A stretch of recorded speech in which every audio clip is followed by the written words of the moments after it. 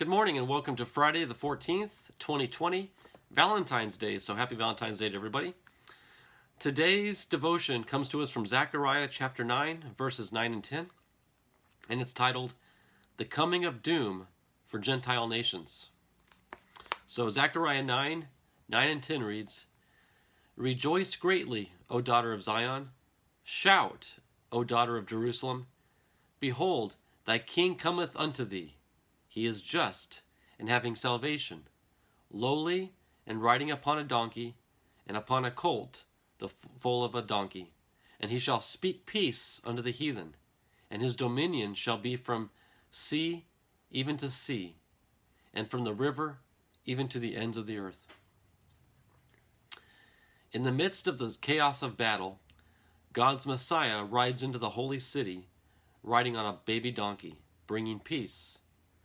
4 days before the last legal Passover, God's Passover lamb is carried into the city of peace, Jerusalem, as the Prince of Peace, the last legal king of the Jews, to be offered on man's tree of sin. With the sins of all Adam's children beaten down on his head, the sacrificial lamb suffered to take away the sins of the world. Then the heathen can lay down their arms and come to the light of the world. John chapter 1 verses 12 and 13 says, As many as received him, to them gave he power to become the sons of God, even to them that believe on his name, which were born not of blood.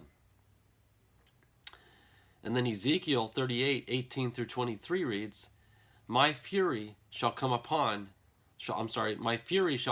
in my face.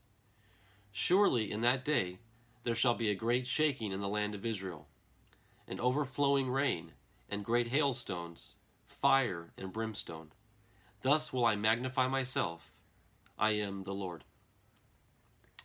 And our final thought reads, God used the Gentile heathen to punish his people Israel. Then he punished the godless nations for enslaving his people.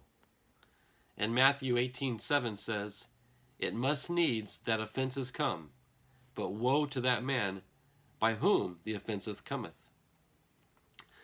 The reference being brought up here in our final thought is, of course, when his people, the Israelites, were taken captive by the Babylonians. For 70 years, God allowed the Babylonians to enslave the Israeli people. But then after 70 years of enslavement, God allowed another heathen nation, the Chaldeans, to come in and attack and overthrow the Babylonians. So during that process of the Chaldeans overthrowing the Babylonians, enabled the Israelites to become free from Babylonian captivity. So God allowed his people to be freed through the actions of heathen nations. So what does that teach us? Well, it tells us that you don't have to be part of God's family to have God working in their lives. In other words, God can use people outside of his family to benefit his family. So that basically tells us God's in control of everything. God's in control of his people, and he's also in control of those that are not his people. So ultimately, the big picture is God's in control of everything. So it behooves us to be part of God's family because God is the overseer and the controller of all things.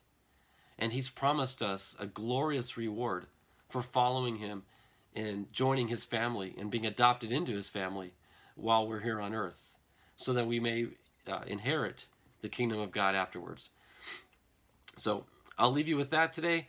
As you can tell, I'm still dealing with this horrendous cold, so I thank you for your prayers. I'm feeling better. I appreciate it. And God willing, I'll be doing another devotion for you tomorrow.